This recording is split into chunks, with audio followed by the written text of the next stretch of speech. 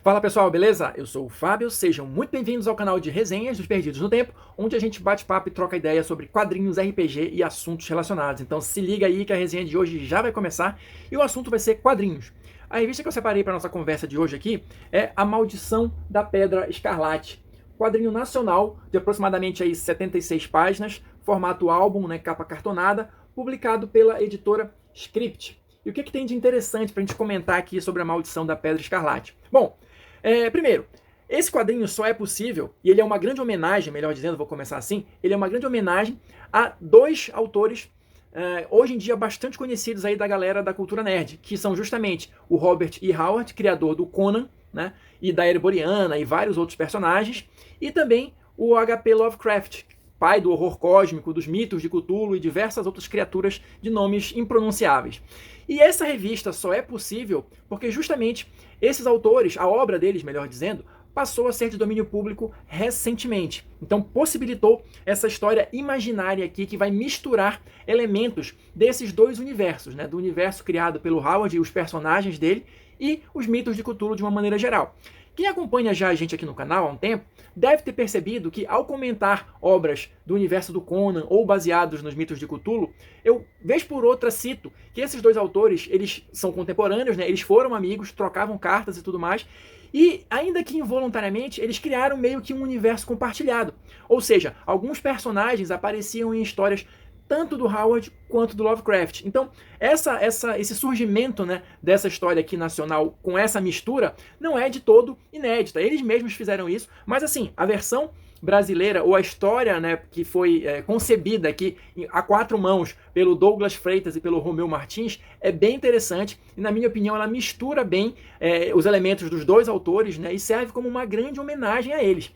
E a gente tem mais um homenageado também, surpresa, mas que eu vou revelar só no final, então segura aí a ansiedade e vamos embora. O que a gente tem de interessante? Eu vou começar a já mostrar aqui algumas páginas para vocês, para comentar aqui sobre a Maldição da Pedra Escarlate. A história como um todo ela é dividida em várias partes, em pequenos capítulos, né, curtinhos, que vão ter, apesar de eles darem grandes saltos, né, no tempo, eles vão ter uma linha mestra, um fio condutor, que é justamente a maldita Pedra Escarlate, tá? Então olha só, a história vai começar aqui com o primeiro capítulo chamado O Caos Rastejante, que vai justamente fazer um apanhado geral, uma síntese, vamos dizer assim, dos mitos de Cthulhu, do surgimento do Cthulhu, o que são essas criaturas que vêm de outros planetas e tal, como é que elas vieram parar aqui na Terra e tudo mais. Então, olha, vai fazer dar uma visão geral mesmo assim sobre o Cthulhu e tudo mais, só que desde já misturando com alguns elementos criados pelo Robert E. Howard, porque aqui, olha, a gente vai ter a presença do Kul, o rei Kul da Valúzia, né? Que na mitologia criada pelo Howard viveu antes do Conan, né? Ainda naquela época da Atlântida, antes da Atlântida afundar. Então esse primeiro capítulo já faz esse apanhado geral junto a essas duas mitologias e, claro, já vai falando aí um pouquinho da Pedra Escarlate. No capítulo seguinte, a gente já vai dar um grande salto justamente para a Ereboriana. E a gente já vai ter aqui a presença, olha, do Conan, tá? Do Nyarlathotep, dos mitos de Cthulhu, e da Ruiva. Que, não se engane, não é a Sonja, tá? Se você não sabe, a Sonja não foi criada pelo Robert E. Howard, ela foi criada para os quadrinhos, então ela não tá aí nesse rolê de domínio público, beleza? Mas esta Ruiva que temos aqui é uma personagem criada pela desenhista desse capítulo, que é a Shairin Arraes. Então ela utilizou a personagem, já colocou ela aqui na Ereboriana, no meio do rolê aqui com o Conan e o Nyarlathotep, e nessa parte da aventura, eles vão começar a desvendar, né, ou vão encontrar, melhor dizendo, a Pedra Escarlate. Ela vai desenhar 2 capítulos, inclusive, olha, e aproveitando o ensejo, a Ruiva, inclusive, dá uns pega no Conan, né, para não perder a viagem, enfim. E nesse capítulo, a gente vai descobrir como eles encontraram a Pedra Escarlate, vão enfrentar aqui no caminho, né, aquelas criaturas cheias de tentáculos e tal, que são bastante comuns na obra do Howard, né, e assim, eles vão ter a posse da Pedra Escarlate. No capítulo seguinte, já na parte 4, a gente vai ter um pequeno interlúdio, que é justamente mostrando como a Pedra Escarlate saiu das mãos da dupla, né, do Conan e da Ruiva, e seguiu um caminho aí até chegar nos dias atuais, vamos colocar assim, né? Então, a gente vai descobrir nesse capítulo, olha, que na verdade eles estavam rememorando a história e contando para essa figura aqui que vai adquirir a pedra deles, né? Enfim, eles estão ali para se livrar da pedra e tudo mais, e estão contando como é que foi, que conseguiram e tal, não sei o que, barganhando com o cara. E no final das contas, no finalzinho desse capítulo, a gente vai ter também mais um grande salto. E aqui a gente já vai para os dias mais próximos, entre aspas, né, da gente. Né? A gente vai saltar aqui para 738 DC no Iêmen. Quem tá ligado no movimento, quem conhece um pouquinho melhor a obra do Howard, do Lovecraft, melhor dizendo, vai sacar aqui uma grande homenagem que fizeram a um momento icônico, né, presente lá na obra do Lovecraft, que é justamente quando o árabe louco, né, chamado Abdul al-Hazred, que foi o escritor do Necronomicon, morre misteriosamente no meio da praça pública lá no Iêmen. Aqui, isso também foi misturado com a questão da Pedra Escarlate. Adiantando ali, seguindo viagem, a gente pula também 1000 anos, né, segundo eles colocam aqui, para já ter a parte 5, né, com a presença do Solomon Kane, criado pelo Robert Howard, né, o caçador do mal ali, o puritano e tudo mais.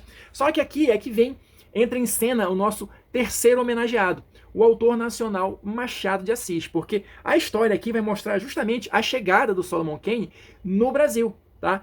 Para encontrar um personagem bastante conhecido também da literatura nacional, Simão Bacamarte, né, do romance O Alienista. Então aqui os autores fazem essa junção que eu de fato achei bem interessante, trazendo o Solomon Kane para Itaguaí, e pegando alguns elementos, né, do Alienista, do Machado de Assis. É uma loucura, um surto de loucura que existiu na cidade lá e tal, e ninguém consegue entender. E o Simão Bacamarte, o alienista, estudando aquilo ali e tudo mais. Então, assim, tem uma pertinência temática, tem uma jogada aí interessante, né? E a forma como a história foi construída, eu acho que ficou bem legal. Todas as justificativas, todos os motivos, todas as explicações que eles deram para unir toda essa mitologia, né? E a gente ainda tem aqui de bônus um conflito do Solomon Kane com a mula sem cabeça, né? Enfim, já que tá no Brasil, vamos combater alguma coisa aqui do folclore nacional e tal. Mas ficou bem legal, ficou bem bacana, olha. Aqui ele finalmente encontra com o alienista, né, o Simão Bacamarte, e tudo, claro, com o fio condutor da Pedra Escarlate. No final das contas, eu não vou dar muitos spoilers da história, enfim, mas está tudo relacionado, né, com a questão da pedra, né? A pedra foi passando de posse em posse durante esse tempo todo e foi parar no Brasil, em Itaguaí, né? Só para dar o lance assim da história. Então, é bem bacana, eu achei uma história bem divertida, bem criativa, bem interessante. As homenagens ficaram bem legais, na minha opinião, né? E assim, não se descaracterizam os personagens que aparecem aqui, tá?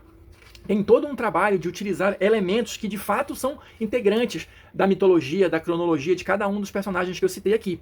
No finalzinho da edição, inclusive, a gente vai ter mais um texto justamente explorando um pouquinho melhor como foi a construção, a elaboração dessa história, como foi fazer a junção desses personagens todos. Olha, vão ter alguns comentários aqui sobre os capítulos, né, sobre as partes do livro e tudo mais, e especialmente sobre a questão do alienista, do Simão Bacamarte, e inclusive citando trechos da obra original do Machado de Assis, que justificariam, né, que autorizariam essa interpretação, essa liberdade criativa de misturar os elementos ali da mitologia do Lovecraft e do Howard com o nosso Machado de Assis. E para fechar a edição, a gente vai ter aqui uma série de extras, né, de ilustrações extras, bem bacanas também por diversos outros desenhistas nacionais, e emprestando seu talento aqui para representar todos esses personagens tão queridos e tão conhecidos, seja da mitologia do Lovecraft, seja da mitologia do Howard, beleza?